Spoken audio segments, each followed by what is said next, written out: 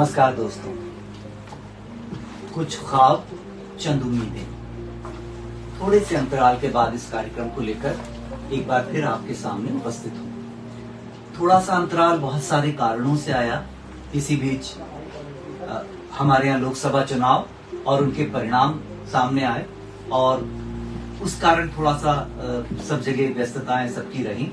तो मुझे लगा कि इस कार्यक्रम को भी थोड़ा विराम देना चाहिए ताकि जब परिणामों की धूल थोड़ी बैठ जाए तब हम फिर से इस कार्यक्रम को शुरू कर सकें। कुछ ख्वाब चंद उम्मीदें। आप सब इस प्रोग्राम को बहुत पसंद कर रहे हैं, इस कार्यक्रम को बहुत पसंद कर रहे हैं। इसके लिए आप सबका बहुत बहुत शुक्रिया।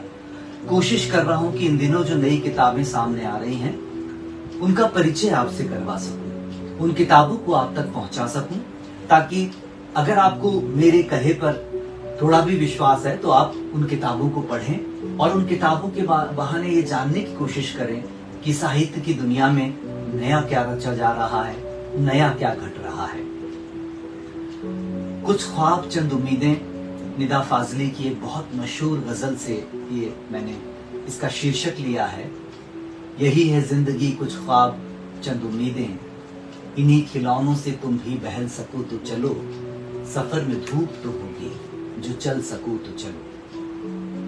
दोस्तों, चुनाव परिणाम और उस सब के बाद बहुत सारी बहस विमर्श वाद विवाद ये प्रक्रिया होना बहुत आम होती है।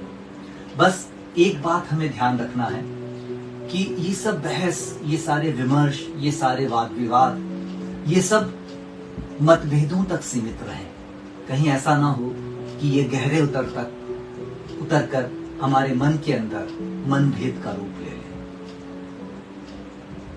बशीर बद्र ने कहा है कि दुश्मनी लाख करो पर ये गुंजाइश रखो, जब कभी हम दोस्त बन जाएं तो शर्मिंदा ना हो। तो उसके लिए हमेशा एक गुंजाइश रखनी चाहिए। आज मैं एक और किताब को लेकर आपके सामने उपस्थित हूँ। एक और किताब पर चर्चा करेंगे हम लोग और एक और किताब के माध्यम से हम लोग जानने की कोशिश करेंगे कि क्या कुछ नया हो रहा है इन दिनों हिंदी साहित्य में, क्या लिखा जा रहा है, क्या पढ़ा जा रहा है।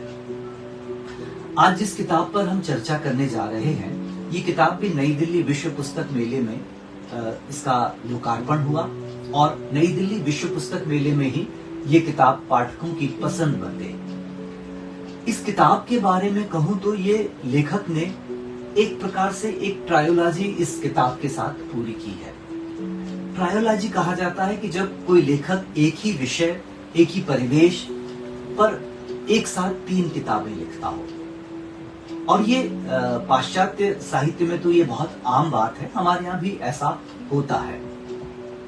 अब इसको मैं ऐसा तो नहीं कह सकता कि लेखक ने एक ही विषय पर 3 किताबें लिख दी। विषय तो निश्चित रूप से तीनों अलग अलग हैं, लेकिन परिवेश एक है। जहां ये उपन्यास घट रहे हैं वो जमीन एक ही है और उस जमीन पर सबसे पहले एक उपन्यास बूदड़ बस्ती के नाम से सामने आता है। फिर उसके बाद एक और उपन्यास सामने आता है धर्मपुर लॉज के नाम से, और उसके बाद अब ये तीसरा उपन्यास है कांधों पर घर। हमारे समय की एक महत्वपूर्ण कथाकार, उपन्यासकार, नाट्य समीक्षक, आलोचक भी रही हैं वो प्रज्ञा का ये तीसरा उपन्यास है कांधों पर घर।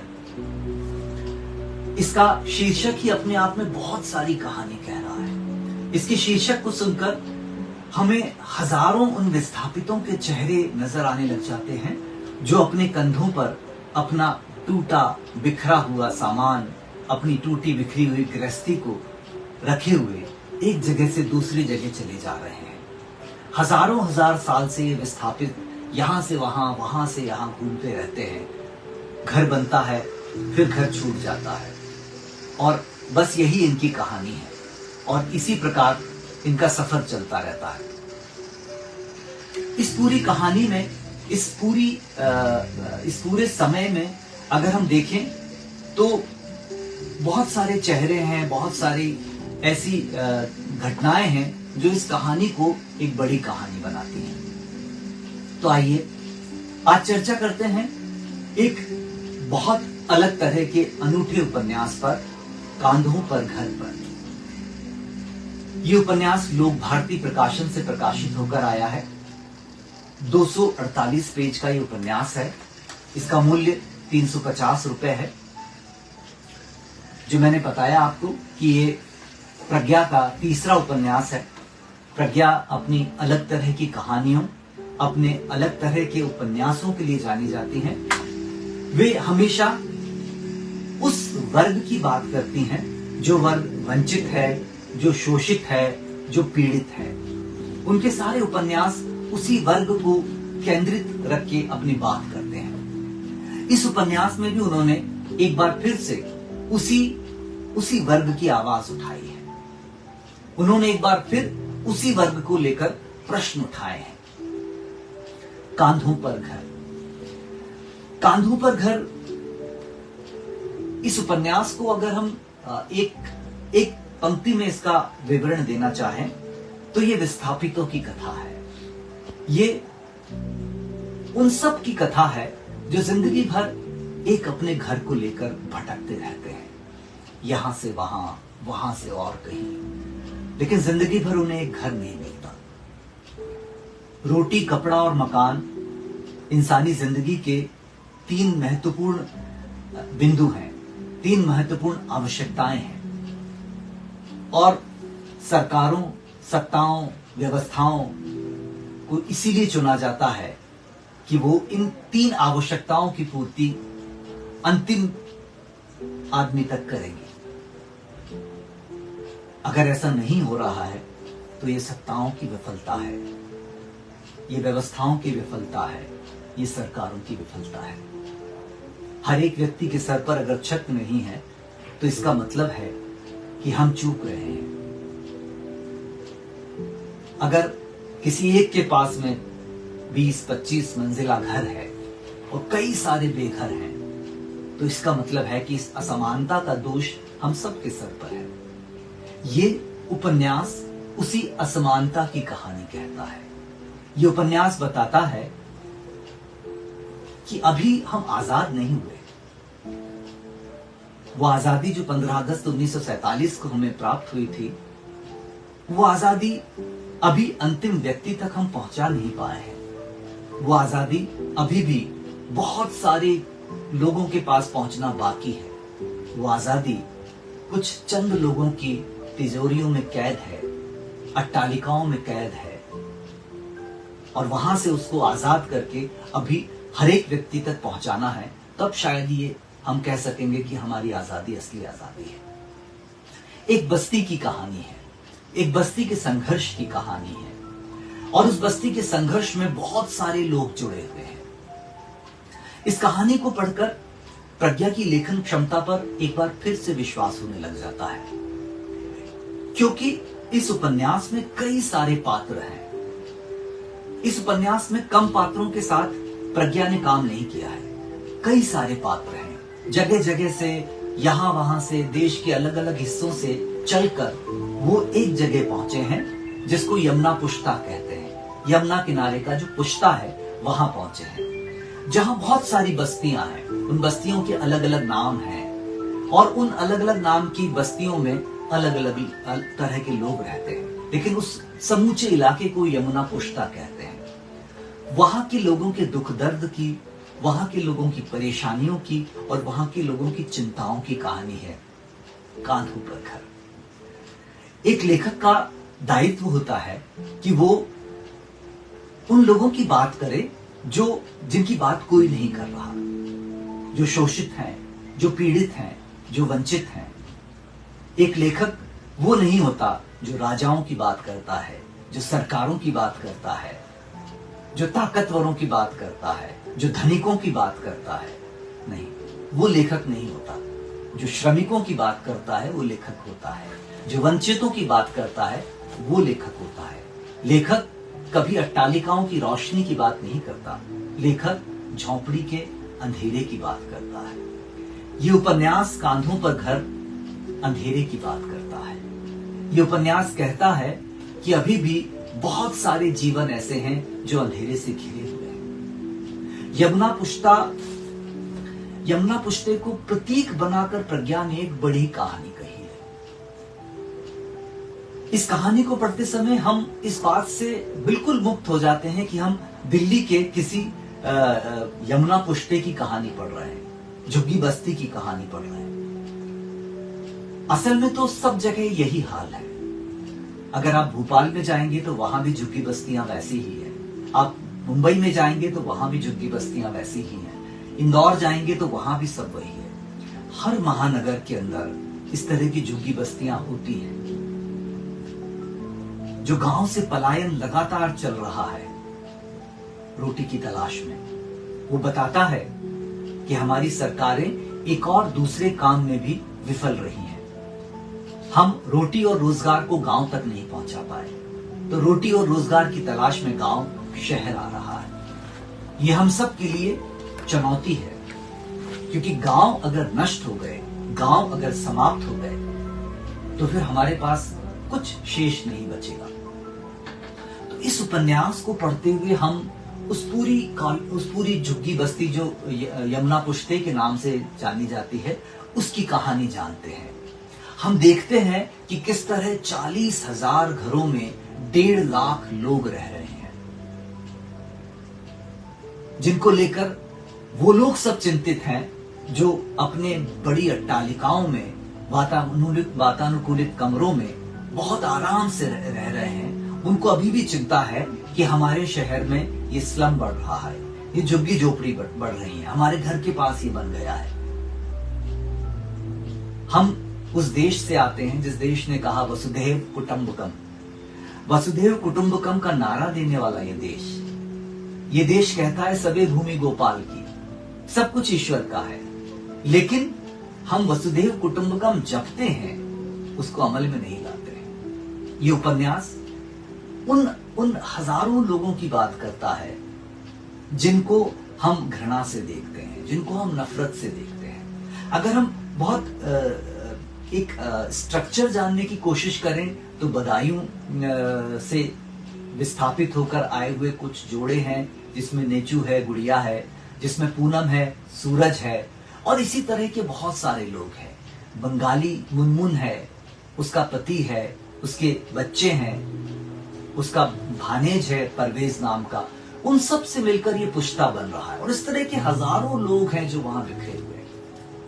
ये कहानी शुरुआत में 2 समानांतर कथाओं को लेकर चलती है। जिस कथा के एक छोर पर यमुना पुश्ता है, जिसमें ये सारे लोग रह रहे हैं और जिंदगी को लेकर नए सिरे से संघर्ष कर रहे हैं, और दूसरे सिरे पर एक और कहानी चल रही है सुगंधा की, और सुगंधा और उसके बेटे अनीश की कहानी चल रही है, और अनीश के साथ उसकी सहकर्मी उमा की कहानी चल रही है। ये पैरेलल चलती हुई कहानियां हैं। ये पैरेलल या समानांतर चलती हुई कहानियां हमारे अंदर एक प्रकार का एक प्रकार की उत्सुकता पैदा करती हैं कि ये दोनों समानांतर चलती हुई कहानियां किस बिंदु पर जाकर एकाकार होंगी, और अगर सुगंधा की कहानी को कहीं ना कहीं आकर सूरज और पूनम की कहानी से जुड़ना है तो वो कहां जुड़ेगी। लेकिन ये दोनों कहानियां एक जगह पर आकर एक रूप हो जाती हैं, और वहां से फिर ये कहानी एक होकर चलती है, जैसे संगम के बाद एक नदी बहती है। इस कहानी में बहुत कुछ है। मैं उपन्यास को पूरी तरह से आपके सामने नहीं खोलूंगा, लेकिन इस उपन्यास की कुछ प्रमुख चीजें आपको जरूर बताना चाहूंगा। कहानी पर बात नहीं करूंगा, कहानी आप पढ़ेंगे तब आपको पता चलेगी। इस कहानी में हमारे समय की बहुत सारी चिंताएं हैं, वो चिंताएं जो किसी भी लेखक के मन में होनी चाहिए। उसमें सांप्रदायिकता है, उसमें पत्रकारिता का गिरता हुआ स्तर है, उसमें गरीबी और अमीरी के बीच बढ़ती जा रही खाई है, उसमें पुलिस का सांप्रदायिक चेहरा है, उसमें हम सब के अंदर हिंसा के प्रति एक प्रकार के समर्थन भाव का खतरनाक तरीके से आ जाना है। हम सब हिंसा को अपनी तरफ से समर्थन देने लगे हैं। ये हमारे अंदर की एक जो गंदगी है, ये इस उपन्यास में साफ दिखाई देती है। प्रज्ञा ने इस उपन्यास में बहुत सोच समझकर समय का एक बहुत विशिष्ट खंड उठाया है, और ये समय का विशिष्ट खंड है 1984 से लेकर 2004 तक का। 1984 से लेकर 2004 तक का ये जो समय है, ये समय बहुत विशेष समय है। इस समय पर नजर रखी जानी चाहिए। ये समय वही समय है जब हमारे अंदर, हमारे समाज के अंदर, हमारे देश के अंदर सब कुछ बदल रहा था। धीरे धीरे सब कुछ परिवर्तित हो रहा था। हमें सांप्रदायिक बनाया जा रहा था। हमारे अंदर बीज डाले जा रहे थे कि हम सब एक नहीं हैं। कुछ हिंदू हैं तो कुछ मुसलमान भी हैं इस देश में। हमारे अंदर ये भावना डाली जा रही थी कि हमें घृणा भी करनी चाहिए। हमें बताया जा रहा था कि प्रेम से कुछ नहीं होता, घृणा करनी चाहिए। हमें बताया जा रहा था कि आत्म केंद्रित होने की आदत डालनी चाहिए। अपने आसपास के लोगों के सुख दुख के बारे में कुछ नहीं सोचना चाहिए, अपने सुख दुख के बारे में सोचना चाहिए। हम बाजार हो रहे थे। प्रज्ञा ने 1984 से लेकर 2004 तक का ये जो समय उठाया है, ये बिल्कुल परफेक्ट समय लिया है। अलग अलग चीजों के माध्यम से बताने की कोशिश की है, अलग अलग घटनाओं के माध्यम से बताने की कोशिश की है कि ये कब चल रहा है। इस समय एशियाड गेम्स से लेकर कॉमनवेल्थ गेम्स तक, कॉमनवेल्थ गेम के मेजबानी मिलने तक ये चलता रहता है। बीच में लोकसभा चुनाव और इस तरह के प्रतीकों के माध्यम से बताने की कोशिश की है कि अब कौन सा समय चल रहा है। तो ये 20 साल की जो कहानी है, ये कहानी हमारे अंदर की मनुष्यता के छीजने की कहानी है। हमारे थोड़ा सा कम मनुष्य हो जाने की कहानी है। ये हमारे अंदर की इंसानियत के रीतने की कहानी है। ये हमारे आपसी प्रेम और भाईचारे के बीतने की कहानी है। ये कहानी वहां से शुरू होती है जहां से हम घृणा करना शुरू करते हैं, हम नफरतों के नए अध्याय लिखना शुरू करते हैं। ये कहानी बताती है कि हम लोग अंदर से सब एक ही समान है। हमें अपनी हिंसा, अपनी घृणा, अपनी नफरत को जस्टिफाई करने के लिए विषय चाहिए। हमें हत्याओं को वध घोषित करने के लिए विषय चाहिए, और वो हम तलाशते रहते हैं। हम पूर्वोत्तर के लोगों के साथ हिंसा करते हैं ये कहते हुए कि तुम तो चीनी लोग हो। हम बांग्ला बोलने वाले किसी व्यक्ति के साथ हिंसा करते हैं ये कहते हुए कि तुम बांग्लादेशी हो, हमारे देश में गलत तरीके से रह रहे हैं। ये सारी चीजें हम अपनी हिंसा को जस्टिफाई करने के लिए करते हैं। ये उपन्यास कांधों पर घर असल में हमारे उसी कुरूप चेहरे को दिखाता है। ये बताता है कि हम सब अंदर से हिंसक हैं। इस उपन्यास में मैंने इस उपन्यास में पहले भी चर्चा करते हुए कहा कि इस उपन्यास को जब मैं पढ़ता हूं तो इस उपन्यास में दो बिंदु मुझे बहुत स्पष्ट दिखाई देते हैं, और उन दो बिंदुओं के सूत्रों को पकड़कर हम आज तक पहुंच सकते हैं, जो हमारा आज है, वर्तमान है। 2004 में जहां ये कहानी समाप्त हो रही है, उसके 20 साल बाद हम खड़े हैं। 20 साल की ये कहानी है और उसके बाद 20 साल का एक और अंतराल, एक और वक्फा बीता है। पहला बिंदु है अनीश। अनीश जो सुगंधा का बेटा है, सुगंधा जो समाज सेवी है, जो झुग्गी झोपड़ियों वालों के हितों के लिए काम करती है। अनीश पत्रकार है, वो पत्रकारिता में जा रहा है और उपन्यास के अंत तक आते आते बड़ा पत्रकार भी बन जाता है। उसकी दृष्टि में ये सब चीजें बहुत खराब है, बहुत गलत है कि आप झुग्गियों के लिए काम करें। उसके सरोकार अलग हैं, वो अलग तरीके से सोचता है। तो यहां प्रज्ञा ने बताने की कोशिश की है कि हमारी पत्रकारिता किस समय में क्षरित होना शुरू हुई थी, किस समय में हमारी पत्रकारिता में ये सब बीमारी, ये सारा घुन आकर लगा था, किस समय में हमारे लोकतंत्र का चौथा खंबा घुन खाना शुरू कर गया था। आज तो खैर वो खंबा है ही नहीं, आज तो पत्रकारिता है ही नहीं। आज हम शून्य पत्रकारिता के समय में रह रहे हैं। लेकिन वो कब शुरुआत हुई थी उसकी, वो इस कहानी में आपको पढ़ने को मिलेगा। अनीश के माध्यम से आपको जानने को मिलेगा कि किस समय में हमारी पत्रकारिता ने अपने नैतिक और सब तरह के मूल्यों को छोड़कर पूंजीपतियों के इशारे पर काम करना शुरू कर दिया था। अनीश एक प्रतीक है अनीश पूरी पत्रकारिता का एक प्रतीक है कि कहां से हमारी पत्रकारिता में डिग्रेडेशन शुरू होता है, कहां से पत्रकारिता से मनुष्यता को बेदखल किया जाता है। अनीश उस पूरे पत्रकार जगत की कहानी को कहता है जिसके लिए झुग्गी झोपड़ियों में चल रहा बुलडोजर कोई खबर नहीं है, जिसके लिए झुग्गी झोपड़ियों का विस्थापन कोई खबर नहीं है, जिसके लिए लोगों का परेशान होना, उनका भटकना, उनका मर जाना कोई समाचार नहीं है। मुझे लगता है कि अनीश के पात्र को लेकर प्रज्ञा ने इस उपन्यास में एक बहुत महत्वपूर्ण कार्य ये किया है कि उन्होंने हमारी पत्रकारिता का पूरा काला चेहरा हमारे सामने रख दिया है। ये तो एक बिंदु। इस कहानी का दूसरा बिंदु है परवेज। वो परवेज जिसको पुलिस लॉकअप में मार दिया जाता है। हमने मॉब लिंचिंग बहुत सुनी है, हमने पिछले 20 सालों में मॉब लिंचिंग के बहुत सारे केसेस सुने हैं, लेकिन ये 20 साल से भी पुरानी घटना है। और ये मॉब की लिंचिंग नहीं है, ये पुलिस लिंचिंग है। एक लड़का जिसकी आंखों में सपने भरे हैं, जो पढ़ना चाहता है, उसका दोष केवल इतना है कि वो बांग्ला भाषा बोलता है। उसको पुलिस खींच ले जाती है कि वो बांग्लादेशी है, और उसके बाद में फिर उसकी लाश बाहर आती है लॉकअप से। हम सब के ऊपर एक बड़ा प्रश्न चिन्ह परवेज की मौत लगाती है।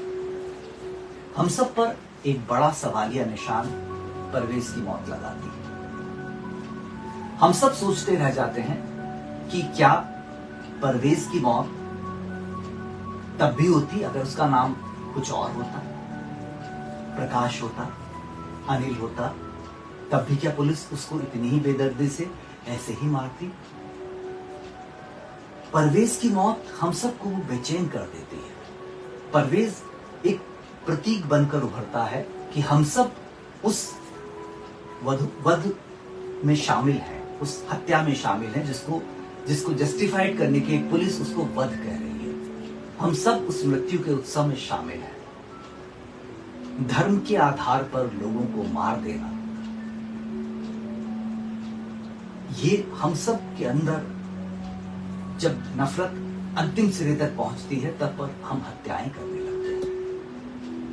लेकिन यहां केवल हत्या नहीं है ये कि आप इसको एक व्यक्ति की हत्या कहते हैं। यह हत्या पुलिस द्वारा हो रही है। व्यवस्था, सरकार, सत्ताएं सब साथ में खड़ी है। ये किसी भीड़ के द्वारा की जा रही हत्या नहीं है। इसमें सरकार शामिल है, इसमें सत्ता शामिल है, इसमें व्यवस्था शामिल है। तो इसके ज्यादा बड़े खतरे हैं। परवेज और उसकी मौसी मुनमुन के चेहरे हमारे सामने आने लग जाते हैं, जिनका दोष केवल इतना है कि वो दिल्ली की एक झुग्गी बस्ती में रह रहे हैं और बांग्ला भाषा बोलते हैं। इस आधार पर उनको बांग्लादेशी करार कर दिया जाता है। हम तो अपने ही देश के लोगों को अपना नहीं समझ रहे हैं। हम अभी भी चेहरे, बोली बानी और उनके रंग, उनके सभ्यता, उनकी संस्कृति के आधार पर उन्हें खारिज करते हैं अपने देश से।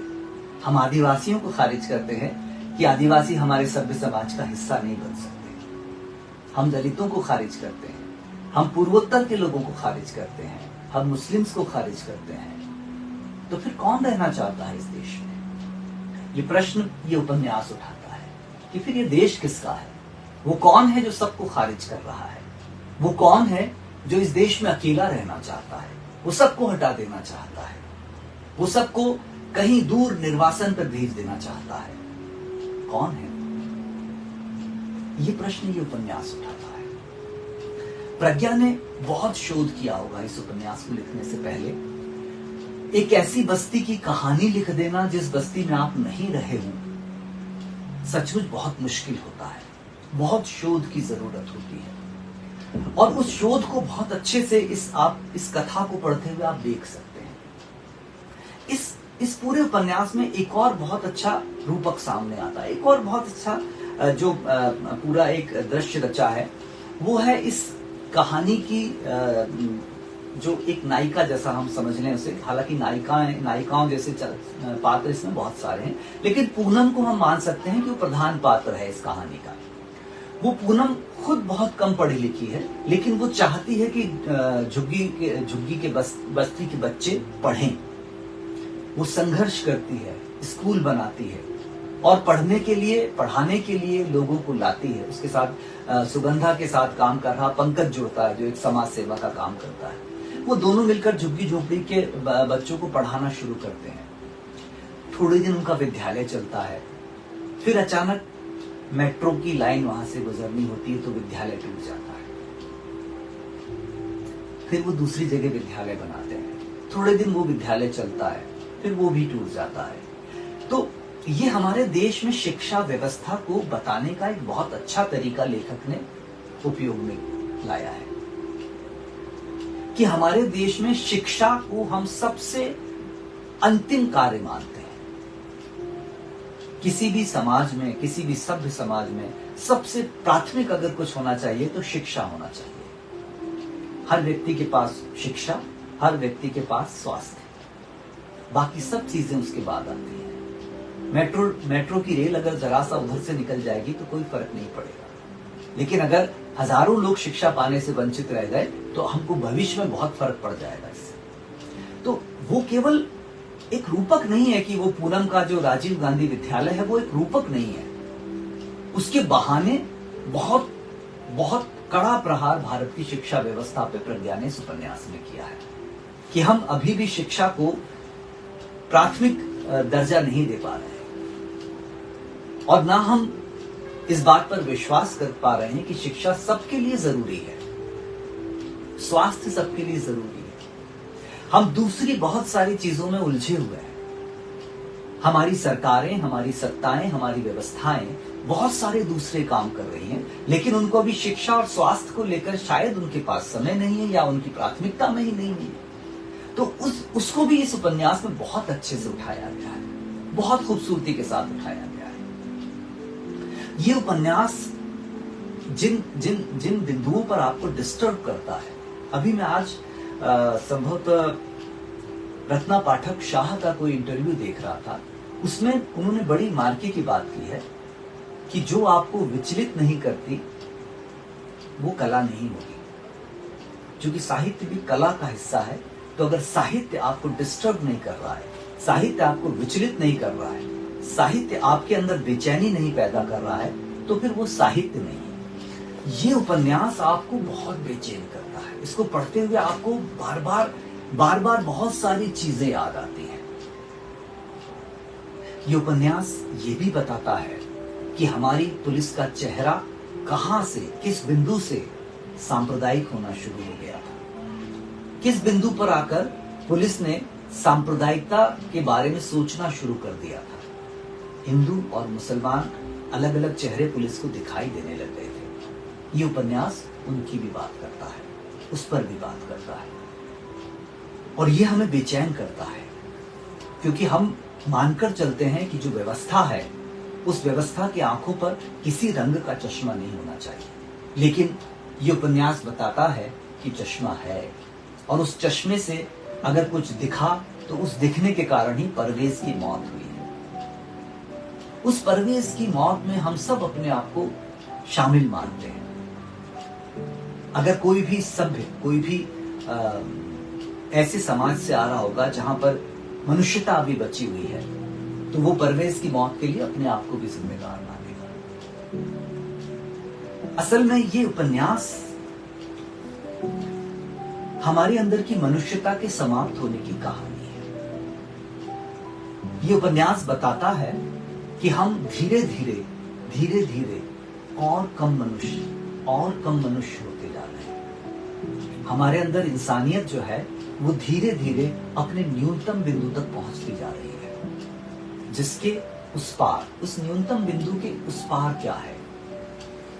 उसके उस पार वही बर्बर और वही असभ्य, वही आदिम मानव है जिसके लिए हिंसा कोई बहुत बड़ी बात नहीं है, जिसके लिए हत्याएं कोई बड़ी बात नहीं है। और वहां पहुंचकर फिर हम क्या बचा पाएंगे, क्या नहीं बचा पाएंगे, वो सोचने की बात है। ये उपन्यास नेचू या गुड़िया या अगर हम बात करें उनके बेटे अमित की कहानी है जो यमुना नदी में डूबकर मरा। ये कहानी पूनम या सूरज या उनकी बेटी ज्योति की कहानी है। ये मुनमुन की कहानी है, सलीम की कहानी है, जुबैर की कहानी है, परवेज की कहानी है, ये सुगंधा की कहानी है। ये कुछ इन लोगों की कहानी नहीं है, ये ऐसे हजारों लाखों लोगों की कहानी है जिनके कांधों पर उनका घर रखा हुआ है और जो समय के एक बिंदु से दूसरे बिंदु तक जाते हुए आपको दिखाई देते हैं। विस्थापन जब भी होता है, घर जब भी टूटता है, तो सबसे ज्यादा पीड़ा उसको होती है जिसने उस घर को बनाया होता है। हम बुलडोजर संस्कृति के युग में आ गए हैं। अभी मैं 2-3 दिन पहले समाचार पत्र में पढ़ रहा था कि किसी एक व्यक्ति के कारण शहर में कुछ तनाव हुआ तो पुलिस ने बुलडोजर से उसका घर गिरा दिया। एक व्यक्ति के कारण तनाव हुआ था, ना तो कानून बीच में आया, ना संविधान बीच में आया, और एक तरफा कह दिया गया कि उसका घर गिरा दिया जाए। उस घर में उस व्यक्ति के अलावा और भी बहुत सारे लोग थे। संभवतः उस व्यक्ति ने घर बनाया भी नहीं होगा, मगर हमने घर गिरा दिया। इस उपन्यास के अंत में भी बुलडोजर है। 2004 में हमें बुलडोजर की पहली आहट मिलती है। आज बुलडोजर हमारे लिए आम हो गया है। आज हम प्रश्न नहीं उठाते कि अगर किसी का घर बुलडोजर से गिरा दिया गया है तो इसमें कानून का क्या पालन किया गया, संविधान का क्या पालन किया गया। हम तो उसी समय पे पहुंच गए हैं जहां पर हाथ के बदले हाथ, आंख के बदले आंख, ये सब होता था। हम हिंसा से सब चीजें बराबर करना चाहते हैं। ये उपन्यास बुलडोजर के आने की आहट सुनाकर समाप्त होता है। ये उपन्यास बताता है कि आने वाले समय में हमारे चारों तरफ ऐसे बुलडोजर घूमेंगे, नष्ट करने के लिए, उन घरों को नष्ट करने के लिए जिनको बड़ी उम्मीदों से बनाया गया था, अतिक्रमण का नाम देकर। यह अतिक्रमण तब क्यों नहीं दिखता है जब अतिक्रमण हो रहा होता है। अगर 50 साल पहले, 60 साल पहले अतिक्रमण हो रहा था तो तब के कलेक्टर को, तब के पटवारी को, इन लोगों को दिखा क्यों नहीं कि अतिक्रमण हो रहा था। और 50 साल तक भी नहीं दिखता है, फिर अचानक दिखता है कि अतिक्रमण हो गया है। इस बात पर विचार करना पड़ेगा। ये उपन्यास कहता है कि इस पर विचार करना पड़ेगा। आपके बुलडोजर जब किसी के घर पर चलते हैं तो उसके साथ बहुत सारे सपने टूटते हैं, उसके साथ बहुत सारी उम्मीदें टूट जाती हैं, बहुत सारी आशाएं टूट जाती हैं, सब समाप्त हो जाता है एक बुलडोजर के एक धक्के के साथ। बशीर बद्र ने कहा था, लोग टूट जाते हैं एक घर बनाने में, तुम तरस नहीं खाते बस्तियां जलाने में। एक घर बनाने में इंसान का पूरा जीवन चला जाता है।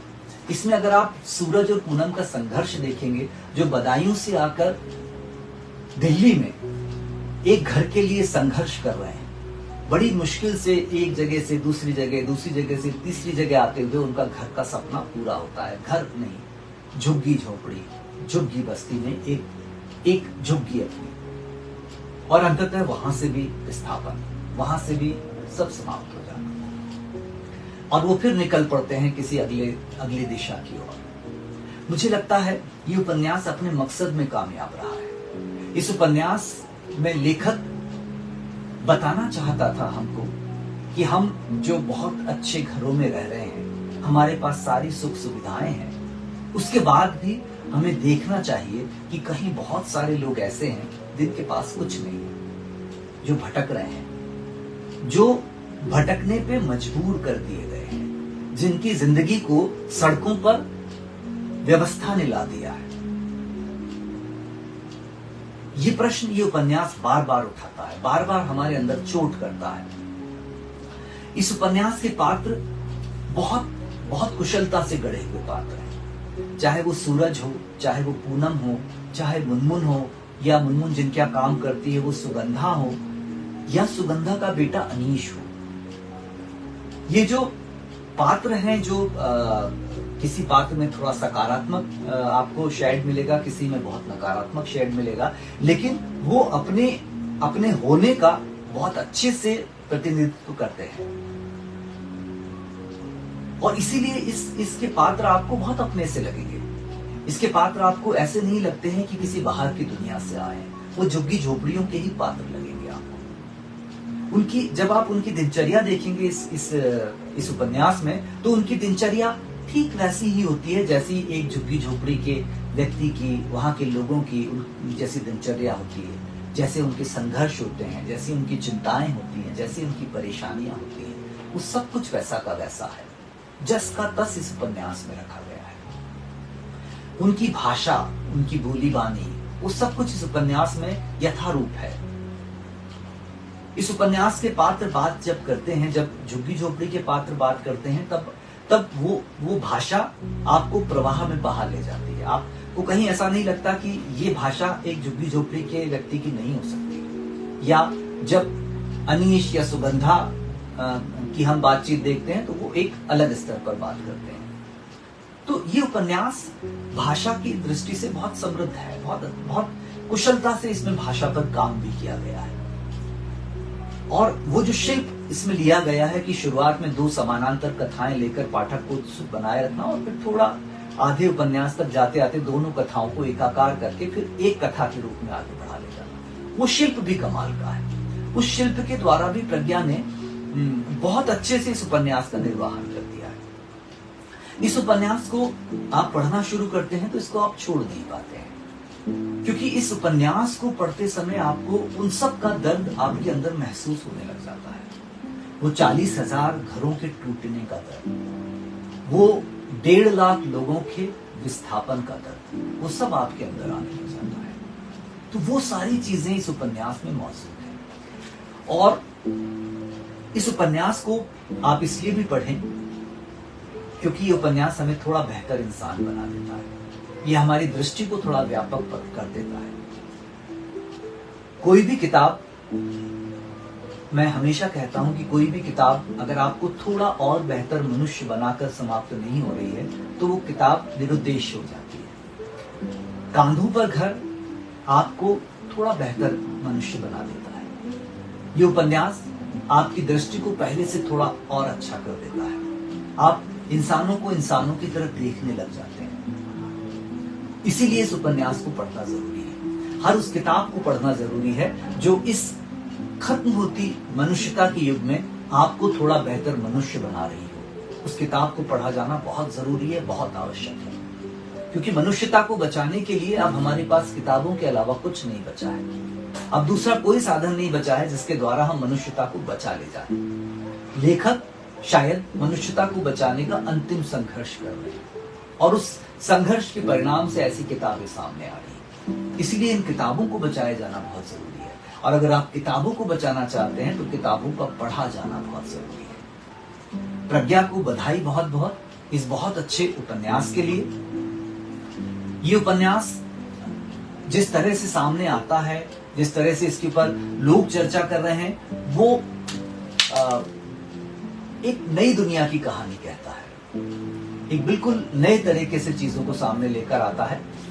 और इस किताब पर जब आप इस किताब को पढ़ेंगे तो इसको अपने आसपास की बहुत सारी चीजें आपको दिखाई देने लगेंगी। अपने आसपास के बहुत सारे चेहरे आपको इस किताब में दिखाई देने लगेंगे। इसलिए भी इस किताब को पढ़ना बहुत जरूरी है। ये उपन्यास है प्रज्ञा का तीसरा उपन्यास है, जो मैंने बताया, गूदड़ बस्ती। गूदड़ बस्ती के बाद धर्मपुर लॉज, और धर्मपुर लॉज के बाद कांधों पर घर। ये तीसरा उपन्यास है। कहानी संग्रह उनके बहुत से आ चुके हैं। मैंने बताया कि ये 248 पृष्ठों का उपन्यास है, जो लोक भारती प्रकाशन से प्रकाशित होकर आया है। मूल्य 350 रुपए है। इस बड़े उपन्यास के लिए, जो सभी तरह से बड़ा है, 250 पेज का, इसलिए आकार में बड़ा है। अपने कलेवर के कारण बड़ा है, अपने सरोकारों के कारण बड़ा है, अपनी चिंताओं के कारण बड़ा है, और मनुष्यता के प्रति चिंताओं के कारण बड़ा है ये उपन्यास। इसीलिए इसका पढ़ा जाना जरूरी है। आप इसको अमेजन, फ्लिपकार्ट जैसी किसी भी शॉपिंग वेबसाइट से खरीद सकते हैं, पढ़ सकते हैं। और मैं आपको विश्वास दिलाता हूं कि इस किताब को पढ़ने के बाद आप निराश नहीं होंगे। ये किताब आपको निराश नहीं करेगी। तो आज ही ऑर्डर करिए कांधों पर घर, पढ़िए, और पढ़ने के बाद उस दर्द को महसूस कीजिए जो इस उपन्यास में बसा है। अगले अंक में हम फिर मिलते हैं किसी नई किताब के साथ, किसी नए उपन्यास के साथ, किसी नए कहानी संग्रह के साथ, किसी नई कथित किताब के साथ, और बात करते हैं उसके बहाने हमारे समय की, हमारे समाज की और हमारे साहित्य की। तब तक के लिए नमस्कार।